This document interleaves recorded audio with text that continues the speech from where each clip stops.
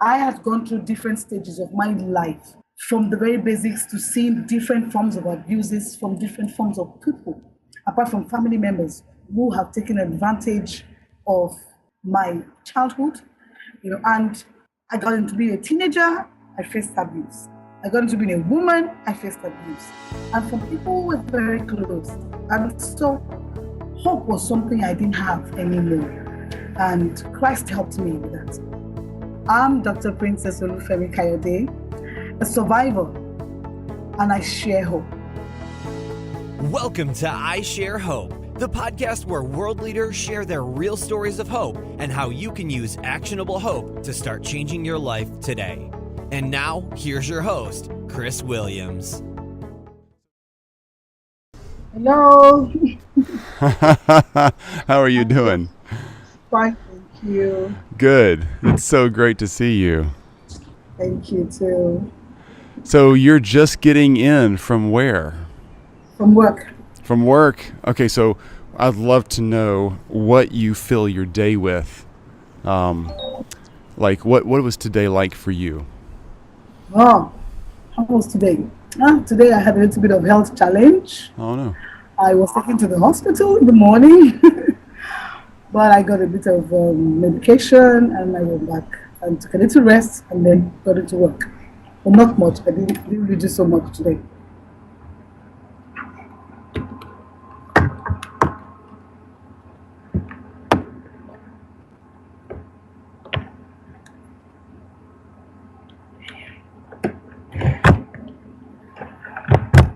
Are you? Okay. There we go. There we go. I got you. That was my problem. I had it on mute. Yeah, okay. Sorry about that. Because I was just telling me also that they could hear me, that I wasn't using my earphones. Oh, good. No, that's great. Are you up for today's conversation? You feeling good enough? Yeah, I'm okay. I'm okay. Okay. I'm much better. Okay, great.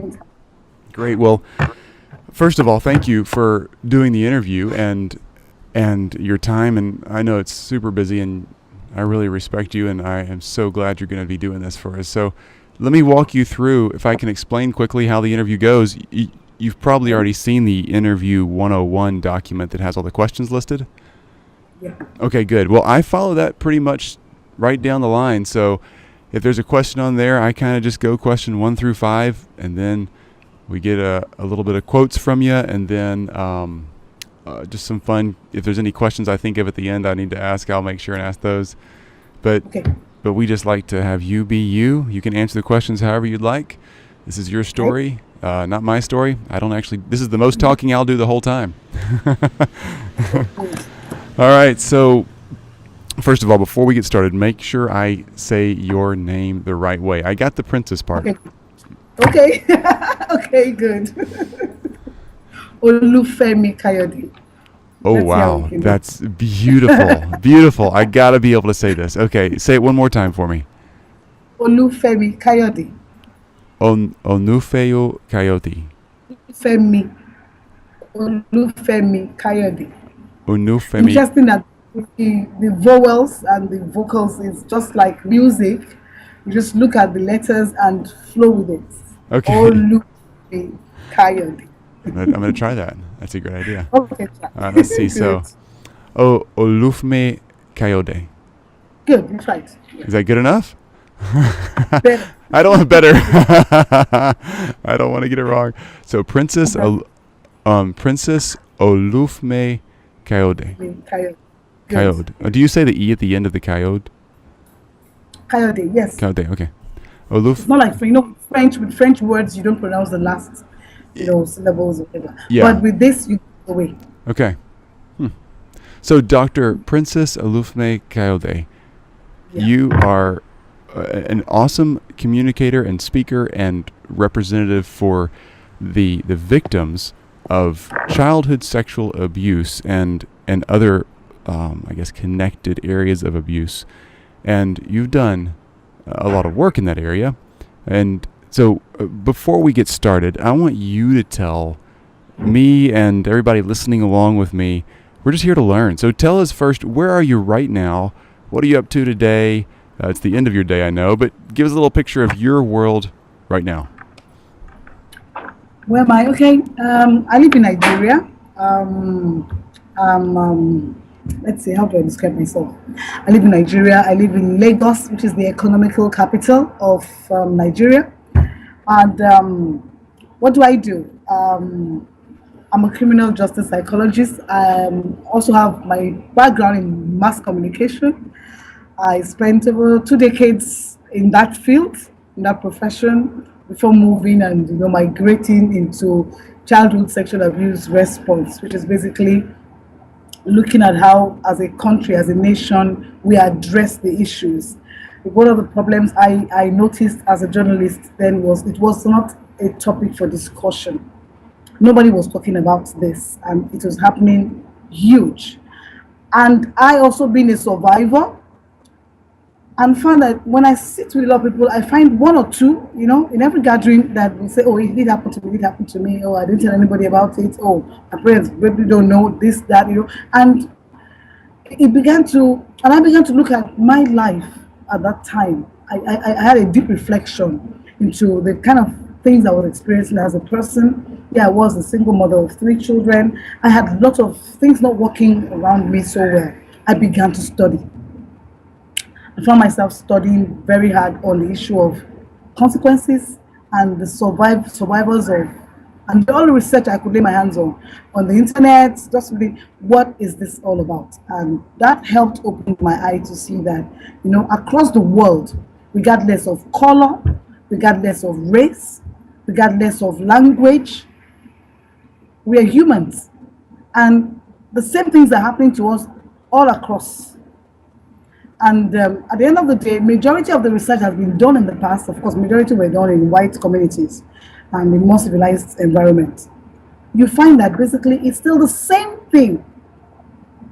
And so I just have to, we're all humans. And so when the way I address the issue is basically saying, see, it cuts across all of us, it affects all of us.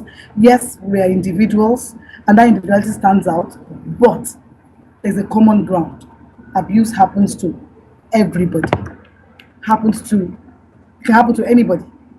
There's nothing that makes anybody too special to say, oh, it can happen in this community. And while I looked at that, I began to look at my country. I began to look at young people. I wasn't even thinking about the older ones like ourselves who have gone through pain. And it's like, how do we make sure that this does not happen? As best as we can try. From what I know about abuse as a victim and a survivor, an adult survivor, and from what I've seen in my work in the past 13 years, I've devoted my life to this, I can see that there are those cases that you can't avert, which means that no matter what you do all the prevention messages, you train, you educate, you still find that certain people will still get molested. But the issue is to make sure that we put in that information, in the face. And that tells them that if it happens, we can stop it on time. We don't let them go through more difficulties in their lives. And that for me is what makes me wake up every day. Yeah. You're right. You're absolutely right. I'm also a survivor of child sexual abuse, and it's definitely not anything I'd choose to take on myself if I didn't have to. If it was my choice, I would have never ended up in that spot. But now that I'm here and survived it and learning to thrive again in life, that's what drives me, is making sure I get a chance to get a message out that gives hope and opportunity and protection for people who've not been hurt, and opportunity and hope for people who already have. So, wow, I love the work. Oh, okay. So you're really interesting on this one because you deal with hope on a daily basis. This is what you do. So tell me, and then from a criminal justice background, I mean, you got both sides of the equation here. You're both the person who's been victimized by the crime, but you're also the person who's prosecuting the crime. It's a fascinating view. So, number one, the first question we have of these 5 questions that we're asking 1,000 people around the globe, from Nigeria, a female adult survivor of childhood sexual abuse, what is your definition of hope? Or your favorite quote about hope? Yeah. Hope. Whoa.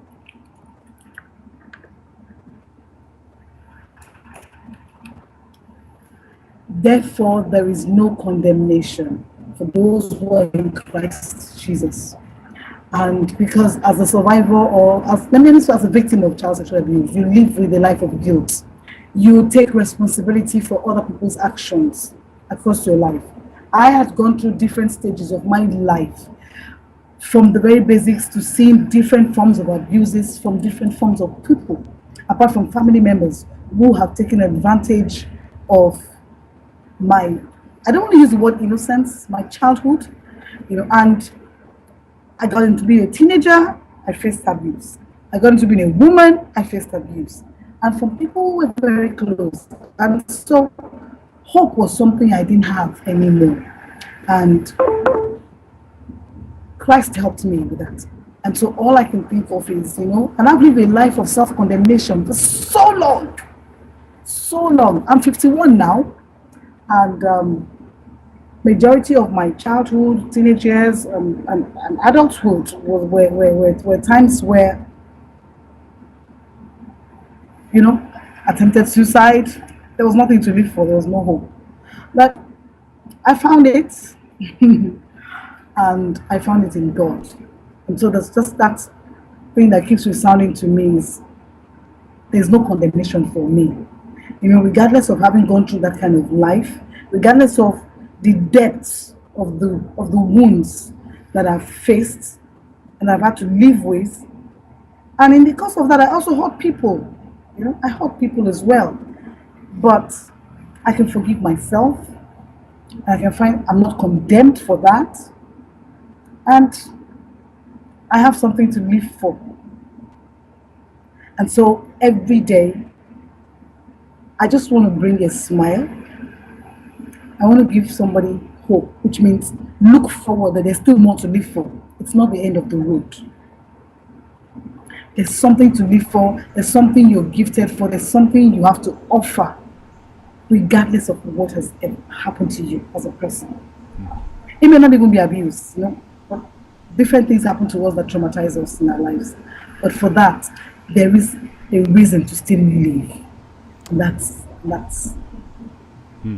that makes my heart beat. Let me put it that way. It makes my heart beat every day. I love that definition. There is therefore now no condemnation for those who are in Christ Jesus. And you're right. When you've been through something very shaming, and sexual abuse does that, no matter what age you're at. If it's an adult rape or if it's a child who doesn't know anything, it leaves you with an enormous amount of shame, even though it's not your fault. It still makes you feel guilty. I don't Guilty. know. Yeah. Okay. So, that's good. All right. So, question 2: who has shared the most hope with you? Who's been the best giver of hope to you? There's only one person, but in my lifetime, there have been a series of people at different stages of my life. But I'll say God gives me the most hope. There's so much despair in the world, apart from what we face as humans, as individuals. And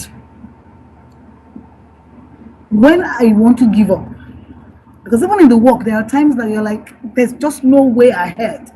And it's only God that does that. And He's been able to place different people in our lives at different times who have been agents of hope. And I have a whole lot of them. I have Pastor Kayode Ejisheson. I have Pastor Bernard.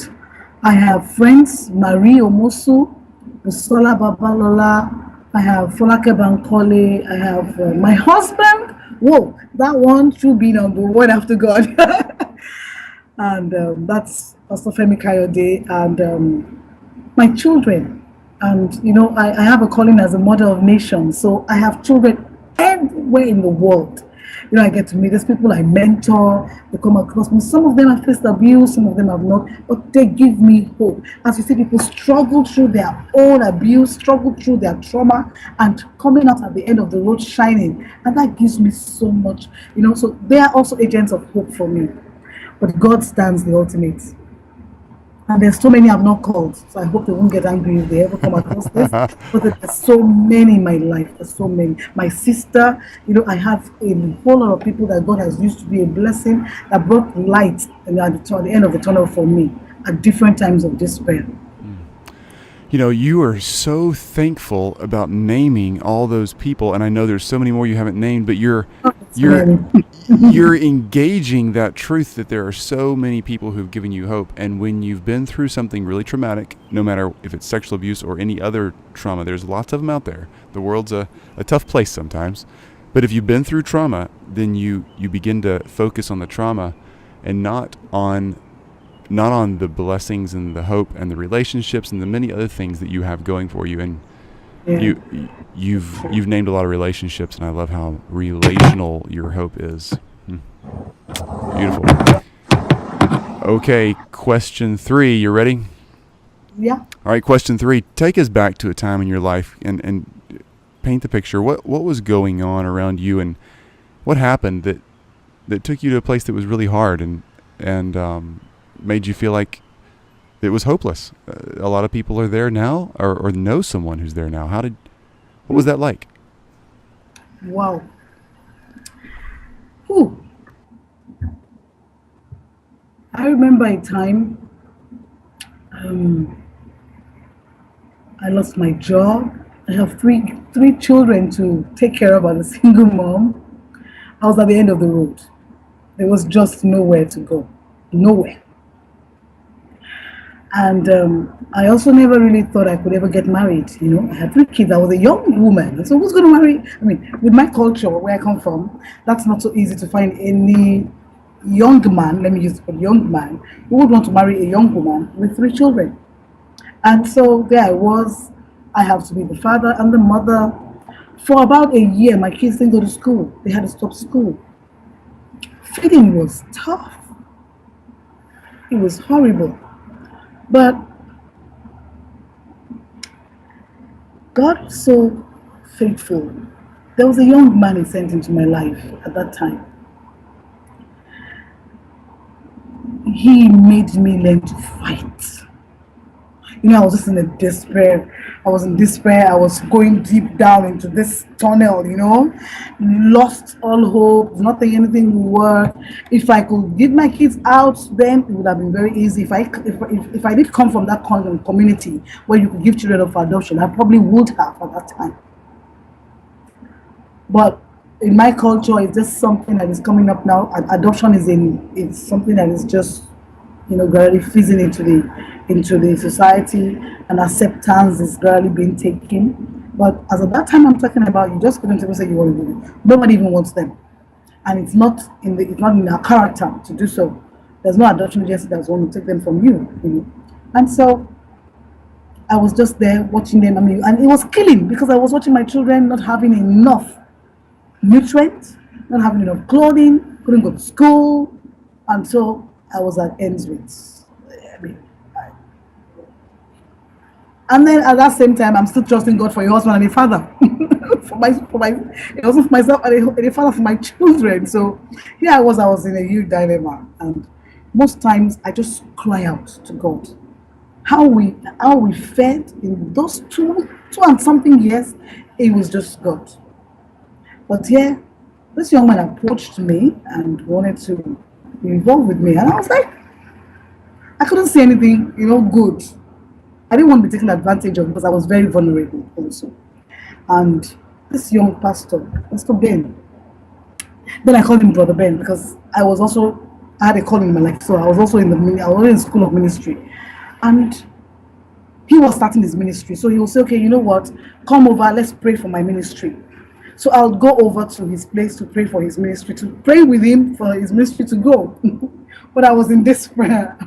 But he sort of got me, to take my eyes away from my problems, and trusted God with me that you're going to get a husband. See, somebody's going to love you and take care of these children, and things are going to get better for you. And truly, he stood by me. And truly, I did meet that man. And things did change also. But God, that young man, he has a great ministry today, stood by me. He was a God sent. Like I said, my own agent of hope. He was there for me to encourage me. When you're down and there's nothing, there's just nobody around you, and you don't see anything good because it's taken a long time for you to really get deep into the mess you're in, and then you're just wondering, there's just no hope, or how can I get out of that situation? And they go to send somebody to you, just sits there, and I play that role today. I try my best to do that for people. I try my best to be there because I have been there. And so I know what it is like, because we just don't see, you're just in a tunnel and you can't see the end of that tunnel. It doesn't seem like the tunnel is going to end. It seems like, how am I going to get out? And there is nobody that's going to help you. And so you're wondering, how will it happen? Even when they're preaching to you, even when they're telling you, see, God is, you're just still wondering that, yes, I know God is faithful, but when is something going to happen for me? And so he was that young man that God put in my life at that time. And he made me fight. He told me, you're going to fight. You're going to fight this, because all my life up to that time, I never fought for anything. I always gave up. And he stood by me at that time. God bless him. And he was an instrument of hope for me. So I came out of yeah. Go back to this fighting. You've mentioned that a couple of times. What do you mean when you say you never fought before and then you realized somehow you had to fight? What do you mean by that? It means that I always gave up. Things happen in my life and I'm like, let it go. I don't bother to say, okay, no, that shouldn't happen. Why must that happen? I don't have to take that. And look, let me illustrate. Okay, with my 3 kids, I lost the men. I have a relationship. I don't bother fighting for it. If you say you're going, I'm like, okay, go. It's your problem. It's like, it's your loss. Leave. But this time it made me know that no, this situation is not right, and you need to say no. I'm going to walk through it. I'm going to face it, which I never did all my life, even with 3 children. I always gave up. When anything comes is thrown at me, I just take it. I don't want to say, no, that's not good for me. Why must I take that? But I just go ahead and just accept. I think it's one of the issues of the consequences of sexual abuse. You just take it. It's like another beating. Take it and let it go. Let him go. Just let me be. And let me be got to the point where things got so bad because I let everything be. And so I had to just be able to say, okay, now I'm in this situation. And I have these children, and I'm going to make sure that they have a good life. I'm going to make sure that I fight to make sure they have, I had to come up to that position. And it took God and a person to get me to see that point. I never saw it. And I would think if it didn't enter my life at that time, I think I'll still be in a mess. I'll probably still be in the mess. Were you scared in the fighting process that you would get you'd get some of your perpetrators mad, or there'd be more abuse? You're going to make some serious enemies. Well, I did. I did make a lot of enemies. I did make a lot of enemies in time of fighting, because I had to be able to open up about my abuse. I had to be able to say who did something to me within the family. And that, of course, didn't go too well. Though my parents were aware of one of my abuse, of a family person then, but they had to come up to say they never knew that it had any consequences. I thought I was a little kid and it was just going to pass. But they knew later that, oh, no, it affected me that much in my life. And I was going through this phase of, you go to school, it's not because you want to study. You're just going through life, like the wind is carrying you. Wherever the wind blows, you just go. I was in a lot of bad relationships. I could remember one. There was no time I would accept a decent man for a relationship. I rather the one who would batter me, who would hurt me, and that's where I felt more comfortable. And I remember Brother Ben then saying, why do you like the dregs? I'll never forget. Why do you like the dregs of society? He said, he met someone and said, oh God, what is it with you and dregs of society? I had to go check the meaning of dregs of society. I studied to, I was like, what? That derogative? No, no, no, no. I'm not. No. And I stood, I said, no way. I can have a decent person in my life. I don't have to put myself at the disposal of any scrupulous element in the society. Why do I have to look at these people who will hurt me? And not, I mean, at the end of the day, I'm more hurt. I'm more bruised. I'm deepening the wounds. I'm not healing. And so I was afraid many times. I wake up and I'm like, am I sure I can really do this? But I'm thankful that, there was someone that was there to be a helping hand at that time. Another good point there. It really does take that helping hand to walk through those. It's really hard to do alone not because of the danger you're facing with someone else often. Sometimes it's that right. But even if there's no danger, it just feels too big to do it alone. For some reason, it's so hard and confusing. And when you're looking back, you're like, well, obviously I should have run away or told him to get out or call the police or the authorities. But when you're in the middle of it, it's not that simple. Yeah, it's not. Okay, question 4. How are you sharing hope today? What are you doing today? What do you do with your life that shares a lot of hope with others? No. Yeah, I started a survivor awareness across Africa. And I'm trying to do that at international conferences that hold in Africa on child sexual abuse.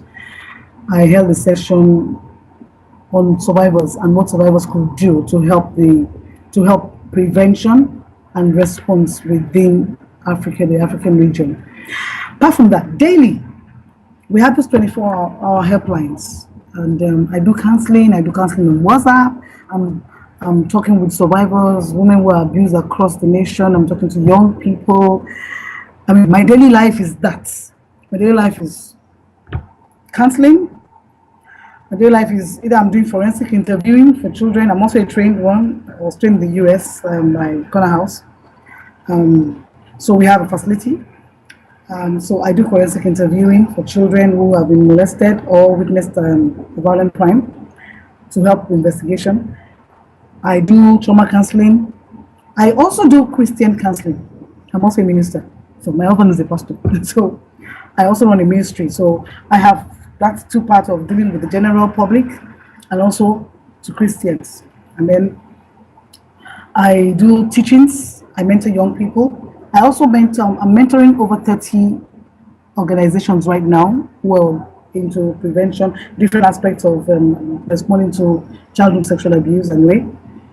And amongst them are like 15 survivors who I'm working with, who have been able to come up and openly speak out that it happened to them. So I'm doing that, and I'm writing. I'm trying to produce some books for children. A lot of people say they don't know when to start with children, so I'm trying to do some books on that. And I do Facebook every day. I do Twitter. I handle the organizations. I have a page. I also have a professional page on Facebook, and then we have the NGOs page on Facebook. What do? Literally, that's basically my life. It's all about that. So you didn't listen. You didn't list eating or sleeping and all of that. Where do you do that? I just began to do a bit of that. Seriously, as I grew older, when I became 50 last year, April, I had to tell myself I had to cut work down a bit because I live, breathe my work. And so I come home, as I'm coming in, the first thing is open my laptop. Can I have dinner? Rush. I have grown-up children. My first is 32, and my youngest is 15. So wow. I have, like I said, I had 3 children before I got married, and my husband too also had 3. And so we had 2 together. So together we have 8 children. Oh my goodness. So it's a large house. All of that and 8 children, incredible. And so Princess Princess and I are on a video chat right now, so you can't see her, but she's beautiful and does not look anywhere near 50. I'm impressed. I'd be worn out. Yeah, so I have my hands full. I mean, this church work is still there. I'm a deaconess in church. I work in the children's church. So My hands are full. But I can't dream of doing anything else. You give hope every day to people. Someone just calls me, I'm just having a flashback, and you have to take them through that to get them back onto the hope line, and to their healing. You have to guide them, lead them. Those who don't want to talk, want to do WhatsApp, and then you ask, sometimes we make a call, sometimes it's just texting, some call something, so at one point or another, you're talking to someone, sharing someone, say, oh, this is happening to me. And of course, we also do psychosocial. So we relocate non-offending mothers with their children. Because here, when a mother opens up that discovers by the child's disclosure that her husband, the father of the child, is molesting the child, really, society is not helpful to the woman. So her family could even disown her, disown her and the children. So when that happens here, we don't have social infrastructure, to help that. So we have to get supporters who support to raise money to rent a new home. So relocate and resettle that person, just like you do in the protection program, with the FBI. Watch all those things. But here we have to do that. It's not so much about protection, but basically them being able to start a life. And so I enjoy that, seeing this woman, the children, start all over, and they're doing well. And you see these children growing, and you're doing counseling, you're walking through with them to have a life, and with the midst of the hardship, the economic hardship, everything, and they're moving on and they're happy. And that puts a smile, when you get a call from that says, Mommy, we're just calling to just say we're fine. I'm like, oh, thank you, Lord. I'm like, oh God, I say, yes, Lord, thanks for this one. And you see different families go through, and you're there for them. They're going to court, you're with them, you support them. Some don't even have transport, some don't even have food, and we have to gather together with the staff to make sure they have food to eat. So it goes just beyond, when the cases come, it goes so much beyond just addressing childhood sexual abuse. You have to look at the root and everything around them. In other words, to find how to prevent further abuse for the children, because we know that it's something that continues happening. And so we want to make sure we halt or reduce the barest minimum their access to be molested again in their lives. And we educate the parents, we take everybody through it, so family safety plans are made, and you're working through them to understand the gravity of what you're saying. Because sometimes they're like, oh, okay, she's fine, and then we're fine, but they don't understand. So it's education for everybody. Meanwhile, we're also working with the criminal justice sector, making them understand what they need to do and how they need to address. So our hands are all over and full. Yeah, they are. I'm impressed with all that. That's a lot of organization to keep up with. So if there's somebody like me that's listening, and I'm sure all the people who are listening along with me, most of them are way more talented than I am, but I'm just a regular guy. I don't have the capacity that you have for all of this. So how does a guy like me, or a girl who's trying to figure out how to have hope and how to share hope, where do we start? What's the first, second, or third thing? What are the baby steps we should start doing to gain hope or to start sharing hope? To gain hope. And if you'd like to, particularly towards somebody who's been abused sexually, what do you do next? Never told anybody? What do I do? That's so interesting, because I get a lot of that, and they're just opening up for the first time that, most people don't talk about it. And when they finally open up to someone, the way the person responds actually will determine which way they are going. Either they are going to be healed, they're going to go on their recovery, or they're going to go deeper into the pits. But I'll say there's a lot of help around. And you could start that within your local community, depending on your religion, depending on the friends that you have. There's always someone you can trust that, if I open up to this person, he's not going to insult or make a mockery of me or make me feel more guilty. There is always that person. And if for any reason you open up to the first person you open up to makes you feel guilty, don't give up. I will say don't give up. There is somebody who has the right words to help you move on. And it is possible to get to right. It's possible to go through recovery. It's a journey. It's a journey. I always say I'm still a work in progress. I'm not completely, but I'm a work in progress and I like where I am. And I tell people, if I could go through that, anybody can go through that.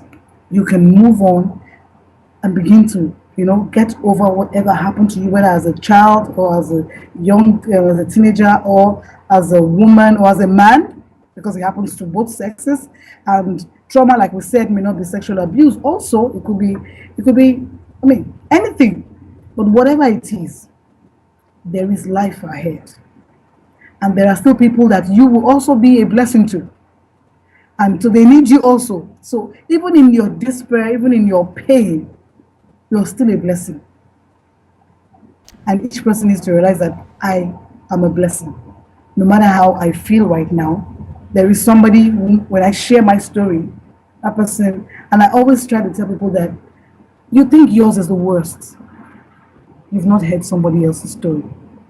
And when you hear somebody else's trauma, then you can say, oh, and I thought I had a problem. I don't really have a problem.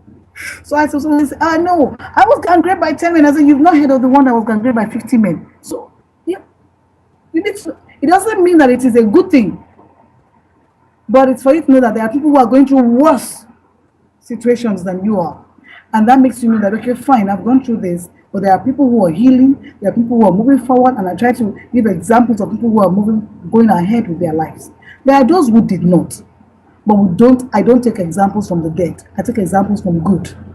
There are people who are moving on with their lives, who are doing well with their lives. Joyce Meyer is one. There are many. I am one. There are quite a lot. And I'm happy to do that. I'm also a reference point in my country, in Africa, to people who are moving on. You say, oh, can't you see Dr. Princess? She's doing so well. And so you can get it. So, of course, and I tell, did you know it happened to me? I'll give a quick, short story. There was a young lady who was brought to us about last year. She was already in her 7th, month in pregnancy, which she got out of rape. So she doesn't even know the father of her children, she doesn't know. There were 3 men that raped her, and she didn't know on time. By the time she got to know, she couldn't tell her mom. She was trying on her own to actually abort the baby. It didn't work out. And so when it got to 6 months, it was beginning to show. So they had to approach her, and then they brought her. They called me, and I told her to come, and I met with her. And what we tried to do immediately was, she was already close to delivery, and so we couldn't start doing counseling, but we needed to make sure she had a good, she had not had any health, she's not gone visit, she's not having any antenatal, nothing. So we had to see that, we had to put her through that, and for her to have a safe baby. After the baby, in our country, you can't tell people that you were raped and you have a baby. The baby has to have a name. The baby has the right to a name, has the right to a father, has the right to all of that. So I had to stand in as a grandmother. Like, I am the mother of the father. And we did the naming of the baby. And so we stood with her. And gradually, on one occasion when she came for counseling, she just broke down and was crying like, there's no life for her. She's just a young girl. What will she do? The first child she'll have in her life is a child born from rape. Will she ever be able to get married? Will she ever be able to do? So I sat her down and told her just a little part of my story, not everything. And she was like this. Then later she opened her mouth. Mommy, nobody will know you've gone through that. I said, exactly. The same way you will be tomorrow. Somebody will tell you, no, you had a child. No, you don't look like that. I said, because right now it looks so difficult. It looks like, when you get out of this, how will you cope with the baby? Of course, the option was there because we have some homes here that can actually take the baby from her if she doesn't want to give the child for adoption. They can help keep the baby while she goes to take care of herself. We have a few homes that do that. And so I gave her all the options, and she was like, no. Her mother said, no, I'm alive, I can take care of the baby. And so just sharing my story sometimes just helps. And then you just see them say, okay, no, and then I can make it. And then I can have a life. So I can also have a husband, because look at me, I got married. Somebody married me. And he loves me so much. And so God is going to make sure you have your own husband. You're going to have your own husband if that's what you want, You're going to have a partner in your life if you really want that. And so we just need to know as individuals whether we're trying to gain hope that there is more than what we have seen. There's still a life beyond abuse, a life beyond whatever trauma we are facing. And if we want to give it every day, just try to see how you can put a smile on somebody's face every day. Sometimes it's not really about money. It's about a word. It's about a smile. It's about encouragement. It's about inspiring. You don't go to people who will demean you, but you want to be able to be among people also who will not demean people, but who will lift people up.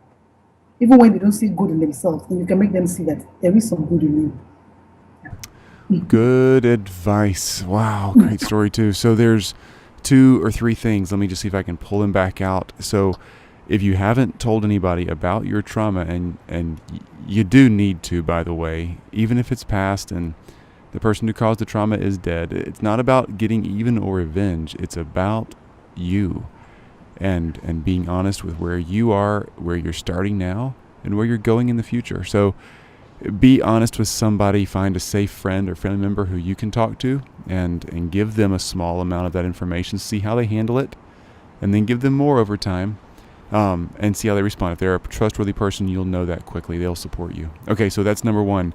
Find somebody to tell and start the process there. Then I think the second thing you mentioned was kind of twofold there, being part of a community, both in hearing other stories, because it helps you realize, wow, I'm not alone, or my story's not as bad as maybe I thought. Don't minimize your story, but just know that you're not alone is a big part of it. And then as you begin to heal, you can start telling your story even more. Give it enough time to heal, but you're going to find so much power and so much freedom and joy in sharing your story with somebody else, because you'll see that what you've been left with is actually something that can be very powerful and very good. Princess, you're living this every day. I'm amazed at what you're doing and your bravery. It's a lot of courage that you have to keep stepping out and keep growing in not just your education and your professional clout, but your experience in helping people real life, face to face every day. All right, so I know you mentioned Facebook and other social media venues, websites, all that. Where can we find you? We'll just list them off, and we'll put them on the show notes for the webpage at isharehope.com. Just look up isharehope.com/princess, and you will find this interview and the link. So where can we find you? We'll put them on there. Yeah, okay. On Twitter, you find me at Sesokay. That's CESSOKAY. That's Dr. Princess's Twitter handle. And of course, for MediaCon, we have CSA Prevention at CSA Prevention. On Facebook, we are www.facebook.com/MediaCon. And then for me, it's Dr. Princess Olufemi Kayode. It's a page. It's an official page. It's there. I have my private, but I'm trying to restrict to my official page. And what else? Let's see. Our website still, we're trying to get that, trying to review that, but it's www.mediaconcern.net. What else? I'm not on Instagram yet. There's quite a lot that is happening, so it's like, how do I cope? I don't know how you have time. You won't have time. I'm supposed to write a blog, but I think maybe I'll type that in later. I'll type that in. I'll text that in. Okay. So let's see. I think that's basically it. That's plenty. I don't want to take any more of your time. Yes. You'll have to write more. If you start writing a blog or having another social media account, you won't have any time to help more people, and you're already full as it is. Okay. Then let's do this. Let's take a quick break here. So it's where we sit down and we say a quote from the guest. So when we start the interview, let me just get my number marker here. I think it was 42, 45. Let's see. Hang on. Okay, yeah, just marking the audio spot. Okay, so what we do is when we start the audio release of your interview, we'll find some great part of your story for the first 30 seconds to get people's attention. And then we will have your voice come back on and say, I'm Dr. Princess and I share hope. Yeah, you heard this before. Okay, so you can say I'm Dr. Princess and a little bit about yourself, like I am an advocate for people who've sexual abuse or whatever you want to. Or you can just say your name and I share hope. But I'm your full name and I share hope, or something in the middle and then I share hope. I'll be quiet and you can give it a I try can or two or three or however many times it takes. Yeah. okay, all right. I'm Dr. Princess Olufemi Kayode, a survivor, and I share hope. There is no need to do that one again. That's Good. perfect. Okay. Well, Dr. Princess, I have to know, how did you get the name Princess? Every little girl wants to be named Princess, and you just got it. How in the world? Oh, it's interesting. Like I said, I had a lot of issues in my life, and I look back and I thought I needed a change of name. I needed to do that for myself, and I knew that my father wasn't happy with me for a while. I was still a radical adult, and then I looked at what name do I really want, and I looked at Sarah. But I liked the English interpretation, the literary English interpretation for Sarah means little princess. And so So I Sarah, so the name Sarah from the little Bible, yes, okay, it literally means little princess. little princess, yeah. I You did know not know that. when God changed her name, and then of course the more they called her, the more she transformed, being able to have a child at that age. But she became more attractive and younger, and so I believe the name is also part of why I'm still looking young. Princess, and I get a lot of courtesy. People do the Royal Highness thing for me mostly everywhere I go. The first thing they do is say Your Royal Highness, and I'm always like, no. I'm just princess. I'm not your Royal Highness. That is great. And then the doctor in front of Princess, you have a doctorate in what? Yes, actually, I have a honorary doctorate in In, public health. wow, an honorary doctorate. Now, for those of you who don't understand the honorary doctorate process, it's extremely difficult and rare because it's not to minimize the traditional school track of the doctorate, but you have to be so involved and so sacrificial in your time and your energy and your life to have people recommend you for an honorary doctorate. So that is an enormous honor. Congratulations. Congratulations. Thank you so much. Oh, okay. Another question. If you're going to listen to some music in your car or on your headphones when you're walking down the street, wherever you're at, that just cheers you up and makes you feel better, what are you going to listen to? Who's your favorite artist? Oh, old school. I would either listen to Diana Ross. Diana Ross. Did you say Diana Ross? Yeah, Diana Ross. The old ballads, People Bryson, Roberta Flack. Those are my old school, Love it. Gladys Knight and the Pimps. Those are the kind of things I love to listen to. Old school. Yes. That is so great. What fun. Well, Dr. Princess, you are super cool. I love talking to you. You're so fun. What a great energy and great smile. Okay. I will share this story of hope for sure, and I'll let you know when it's coming out. I can't wait to do that. So thank you for your time. So much. Thank you so much too. Thank you. I appreciate what you're doing as well. Have a great night. Yeah, bye. Okay, bye-bye. Bye. You've just listened to I Share Hope. If you're ready to make a change, head to our website at isharehope.com and claim your free copy of the top 10 actions of hope from world leaders to use hope in your own life. Thanks for listening, and we'll talk to you next time.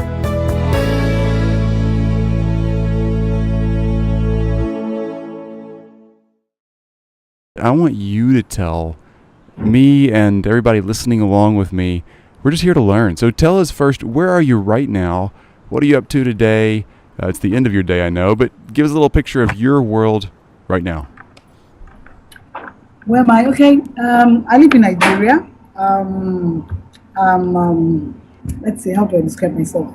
I live in Nigeria. I live in Lagos, which is the economical capital of Nigeria. And what do I do? I'm a criminal justice psychologist. I also have my background in mass communication.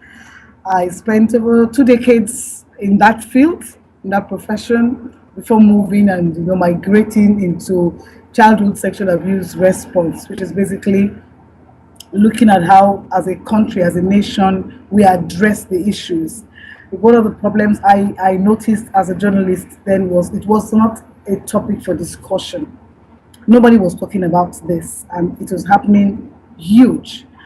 And I also, being a survivor, I had gone through different stages of my life, from the very basics to seeing different forms of abuses from different forms of people, apart from family members who have taken advantage of my childhood, and I got into being a teenager, I faced abuse.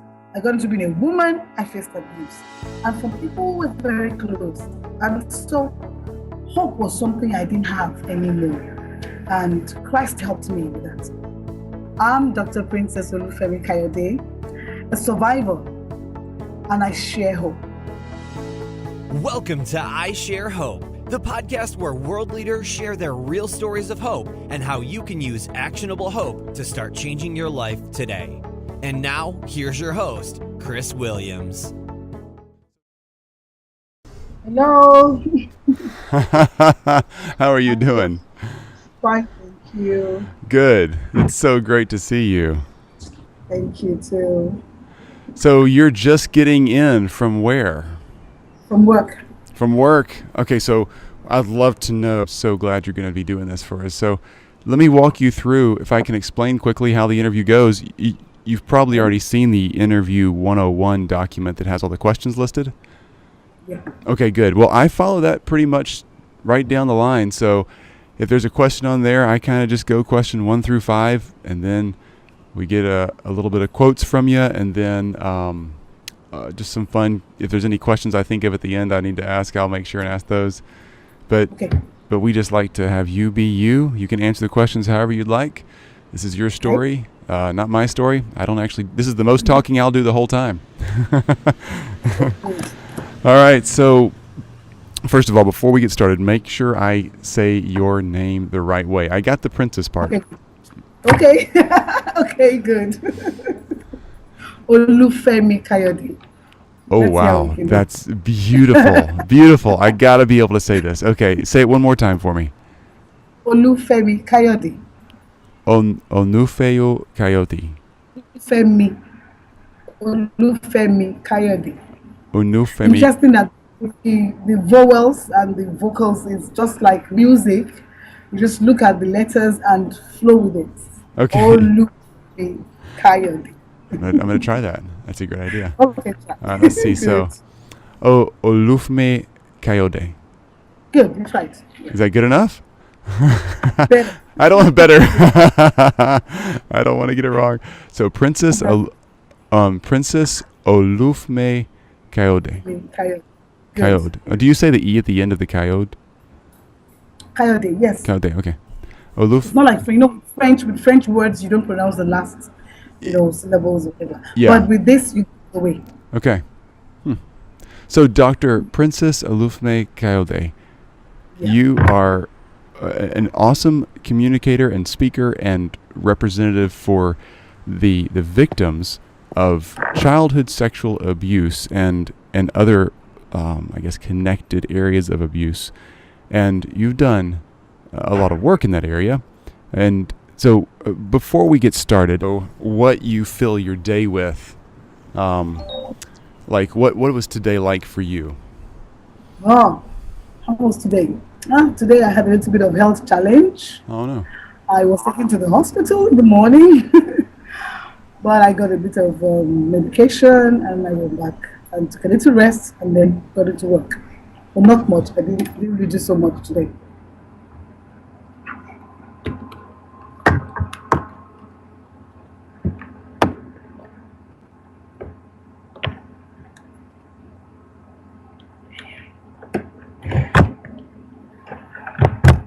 Are you? Okay. There we go. There we go. I got you. That was my problem. I had it on mute. Yeah, okay. Sorry about that. Because I was just telling me also that they could hear me, that I wasn't using my earphones. Oh, good. No, that's great. Are you up for today's conversation? You feeling good enough? Yeah, I'm okay. Okay. I'm much better. Okay, great. Great. Well, first of all, thank you for doing the interview and your time. And I know it's super busy, and I really respect you, and I